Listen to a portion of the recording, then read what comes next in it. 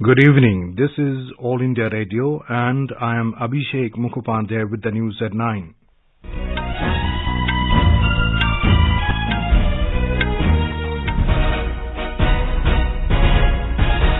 The headlines.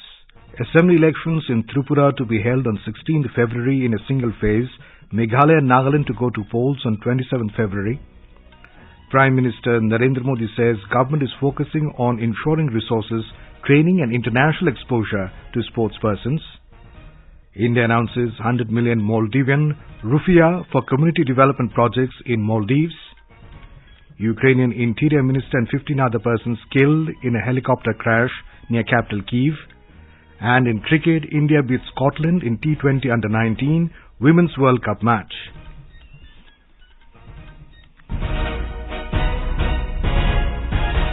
The Election Commission today announced the schedule for assembly elections in Tripura, Meghalaya and Nagaland. All the three states will go to polls in a single phase. Voting for 60-member Tripura Assembly will be held on the 16th of February. The 60-member Meghalaya and Nagaland assemblies will go to polls on 27th of February. Counting of votes in all the three states will take place on 2nd of March. Announcing the poll schedule in New Delhi, Chief Election Commissioner Rajiv Kumar said the Commission is committed to ensuring free, fair and violence-free elections in the three states. He said of the total polling stations, as many as 376 will be fully managed by women staff.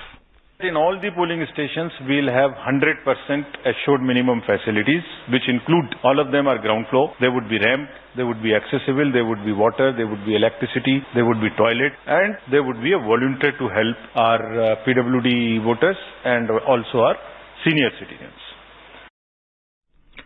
The Election Commission also announced by-elections to one parliamentary constituency in Lakshadweep and 6 assembly constituencies spread over 5 states, namely Maharashtra, Arunachal Pradesh, Jharkhand, Tamil Nadu and West Bengal.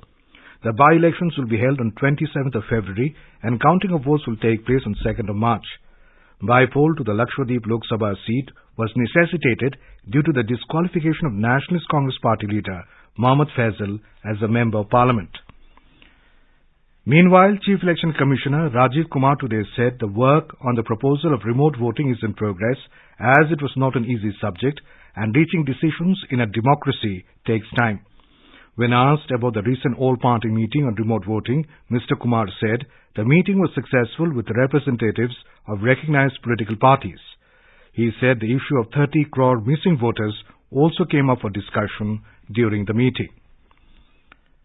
Prime Minister Narendra Modi today said that India is making new records in the field of sports and its performance has been discussed across the world. Inaugurating the second phase of the Sansad Khel Mahakumbh 2022-23 in Basti district of Uttar Pradesh through video conferencing, he said India has to achieve new goals and make new records in sports. The Prime Minister highlighted the role of the central government in overcoming the challenges faced by the sports sector and informed that special emphasis has been laid on ensuring adequate resources, training, technical knowledge, international exposure and transparency in the selection of players. He said the government is providing all support to players and is creating more infrastructure for sports. Stadium बनाए जा रहे हैं, coaches की व्यवस्था की जा रही है, 1000 से ज्यादा खेलो इंडिया डिस्ट्रिक्ट सेंटर्स भी बनाए जा रहे हैं, इनमें से 750 से ज्यादा सेंटर्स बनकर तैयार भी हो चुके हैं। देश भर के सभी प्ले फील्ड्स की जियो टैगिंग भी की जा रही है। मणिपुर में स्पोर्ट्स यूनिवर्सिटी का निर्माण किया है, मेरठ में भी स्पोर्ट्स यूनिवर्सिटी का भी निर्माण किया जा रहा है। The Prime Minister called upon youth, especially sportspersons, to practice yoga and consume millets for better fitness. Mr. Modi said that events like MP Khel Mahakumbh will give new direction to players in the country. Nearly 200 MPs are organizing Khel Mahakumbh, which will benefit the youth. Sansad Khel Mahakumbh 2022-23 has been organized in 2 phases. The first phase was organized from 10th to 16th of December 2022 and the second phase began today. It will continue till the 28th of this month. Under the Khel Mahakumbh, diverse competitions have been organized in both indoor and outdoor sports. Prime Minister Narendra Modi will visit Karnataka tomorrow to dedicate to the nation a modernized Narayanpura left bank canal in Yadgiri district. The left bank canal after Narayanpura reservoir on Krishna river is modernized to improve water use efficiency, reduce water loss in the command area, and deliver water to the tail end users. Speaking to media persons in Bangalore today, Chief Minister Basavaraj Bommai said the modernized left bank canal is a role model for the entire country and an important milestone in the area of irrigation. He further said Banjara and Lambani nomads will be rehabilitated and the Prime Minister will be handing over possession certificates of the houses meant for these nomadic communities.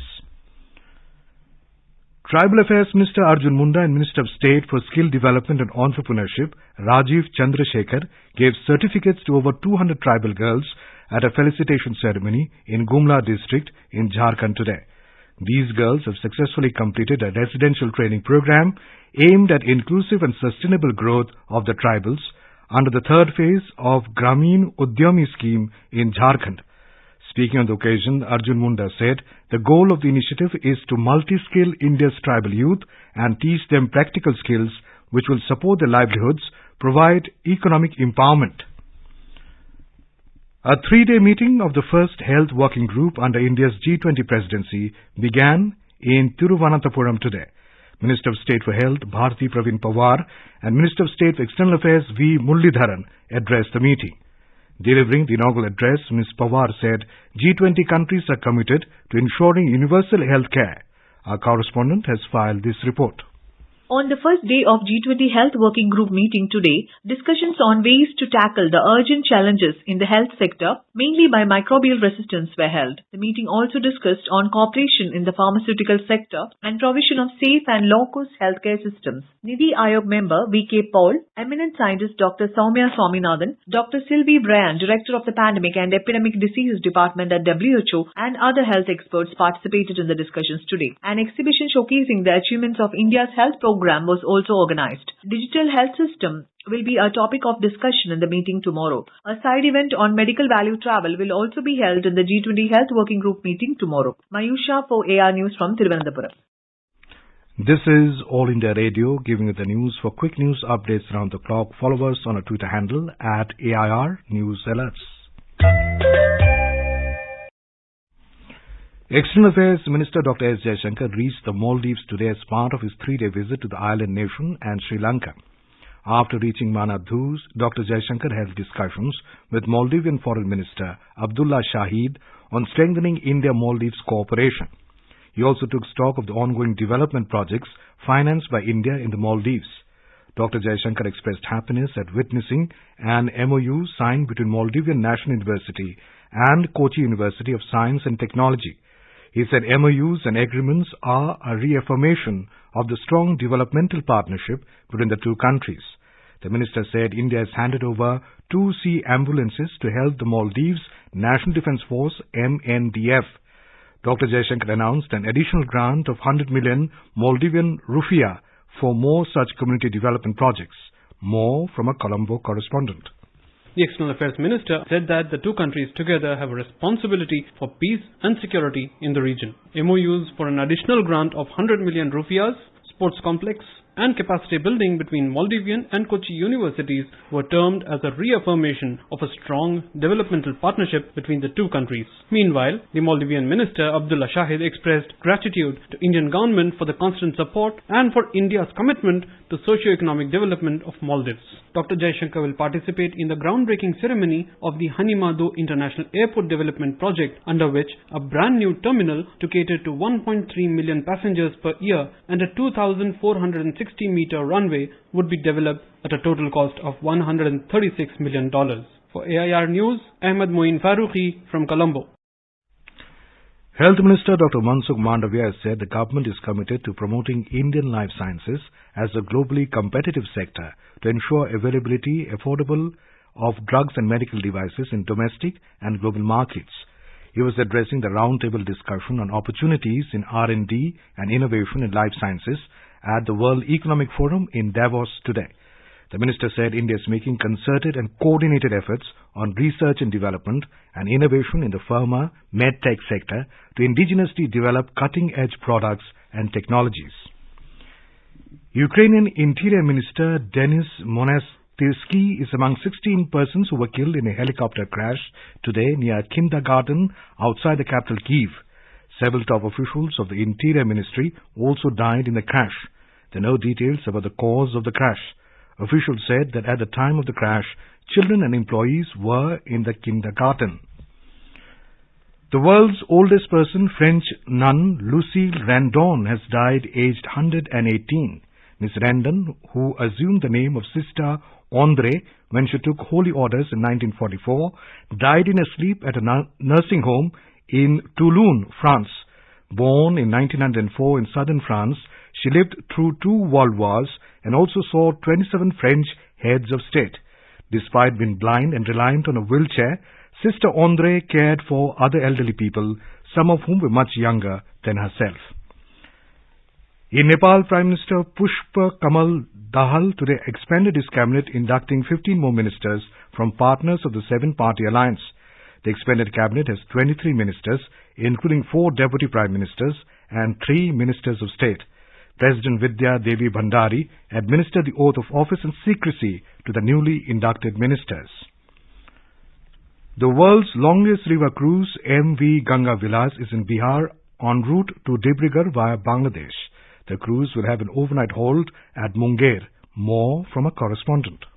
As per the revised program, the cruise reached Munger this afternoon. Tourists today visited Bihar School of Yoga and other historical places of Munger. The Managing Director of Bihar Tourism Development Corporation, Abhijit Kumar, told AIR that job opportunities will be created after launching of river cruise. पर्यटन की असीम संभावनाओं को भी विकसित करेगा, नए नए channels खुलेंगे और साथ में रोजगार की संभावनाएं बनेगी, क्योंकि यहाँ क्रूज के जगह जगह किनारे लगने पर आपको आर्थिक गतिविधियां भी उससे सारा प्रभावित होंगी. The cruise will have an overnight halt at Munger and depart for Sultanganj tomorrow.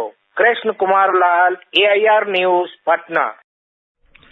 Information and Broadcasting Minister Anurag Singh Thakur has called for continuous efforts to take the saga of Netaji Subhash Chandra Bose's bravery to the masses. He was addressing the 126th-year birth anniversary celebrations of Netaji Subhash Chandra Bose and India at 75 Azad Hind Mahotsav in New Delhi today. He said through Akashvani and Doordarshan, the government is continuously working to take the story of Netaji's bravery to the youth. अगर सही मायने में दुनिया को नेतृत्व देने वाला आजाद भारत नेताजी सुभाष चंद्र बोस जी की कल्पना थी, तो आज देने का काम वो भारत कर रहा है. और G20 की प्रेसिडेंसी भी किसी देश को मिली तो भारत को वो सौभाग्य इस वर्ष मिला है. नेताजी सुभाष चंद्र बोस जी की वीरता की जो गाथा है, उसको हमें जन जन तक पहुंचाने का निरंतर प्रयास करना चाहिए. On to sports, in the T20 Under-19 Women's World Cup Cricket 2023, India won by 83 runs against Scotland at Benoni in South Africa. Electing to bat first, India scored 149, losing 4 wickets in the stipulated 20 overs. Gongadi Trisha top-scored with 57. Chasing the target of 150 runs, Scotland were all out for 66 in 13.1 overs. With this win, India now has 6 points. In men's cricket, New Zealand were 284 for 6 in 44 overs, chasing a target of 350 runs set by India in the first ODI at the Rajiv Gandhi International Cricket Stadium in Hyderabad when reports last came in. Shubman Gill became the fastest Indian to record 1,000 ODI runs during the game. He made 208 of 149 deliveries. Shubman also became the youngest ever to score an ODI double century. And now, before we end the bulletin, the headlines once again. Assembly elections in Tripura to be held on 16th of February in a single phase. Meghalaya and Nagaland to go to polls on 27th February. Prime Minister Narendra Modi says government is focusing on ensuring resources, training and international exposure to sportspersons. India announces 100 million Maldivian rupiah for community development projects in Maldives. Ukrainian Interior Minister and 15 other persons killed in a helicopter crash near capital Kyiv. And in cricket, India beat Scotland in T20 Under-19 Women's World Cup match. For details of these stories and more, log on to our website www.newsonair.gov.in and News on AIR app. And that is all in the news at 9. Good night.